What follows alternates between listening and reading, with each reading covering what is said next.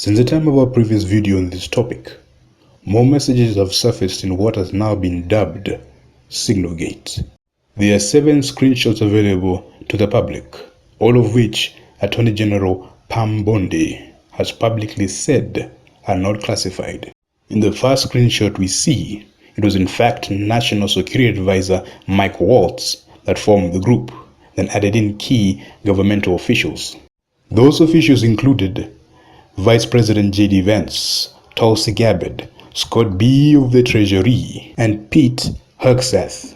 In the second screenshot, we see why VP J.D. was opposed to the strikes on Yemen, as 3% of U.S. trade runs through the Suez Canal, and strikes on Yemen could raise oil prices. And so he wanted those strikes delayed by at least a month.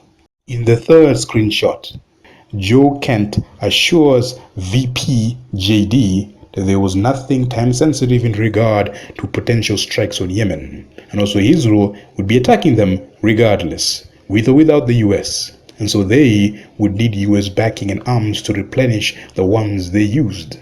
John Ratcliffe, head of the CIA, said the CIA was mobilizing assets to support an attack on Yemen, which would target Houthi leadership, and delay would only aid in properly identifying their targets. Hegseth of the DoD admitted they didn't know who they were attacking, but he puts the blame squarely on the previous administration and goes on to state the mission they have at hand goes beyond the Houthis, but rather to re-establish freedom and deterrence.